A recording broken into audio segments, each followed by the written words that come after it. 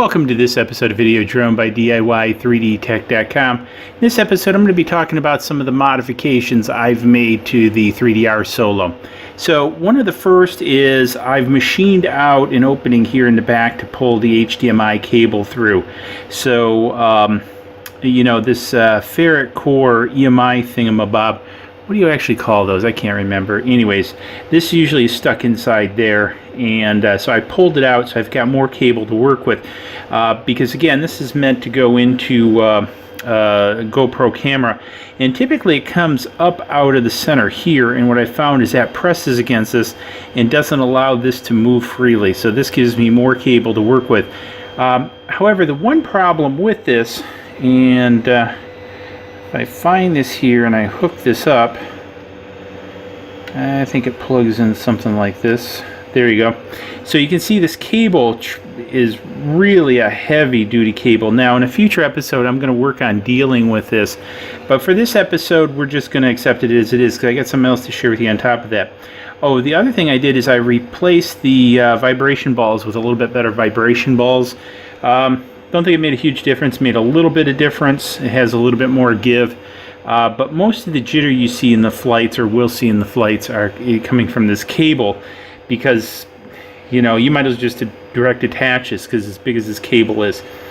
But one of the other things that I did is I've experimented with a lot of cameras, and not all the cheap Chinese cameras work with the Solo. So a lot of them go into HDMI mode, and then after a while turn off because they think you want them to be web cameras and it doesn't get whatever handshake. So I have found that the ThiEYE works very well, and I've done a review on this in the past on the channel, and it also comes with polarizing filters and ND filters and all kinds of filters that you can put on here. So this is actually a very cool assembly, and this works very well. The problem being, if I get to this side, the HDMI port's rather close to the edge, and also it really doesn't fit in the holder that comes with the Solo. And the other thing is, while this does have a feature to flip at 180 degrees, I sort of like having it correct side up. So what I did is I went to Thingiverse and I found this. Now this started out, somebody put it up, and this is a great model. I've used it for my SEMAs in the past for an SJ2000 camera. However, the problem with ThiEYE is it does fit in here, but what happened was, if I put this in, and the other thing while I'm putting it in, you notice it's kind of a pretty tight fit, and that's a good thing. Now I've tried over the year or so I've been using this design a couple different materials, and I found ABS really works about the best. You probably use HIPS also.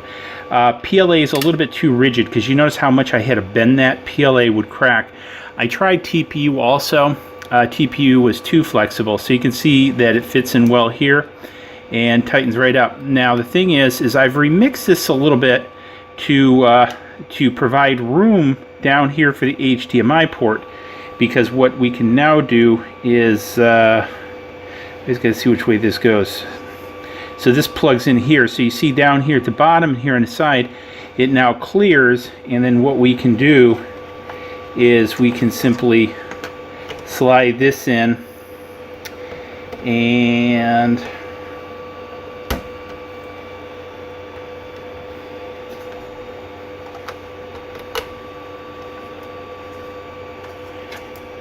then put our GoPro bolt through here like this.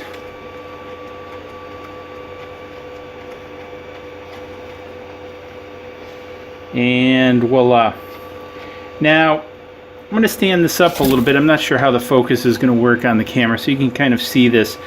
Pretty much this needs to be pointed almost straight out.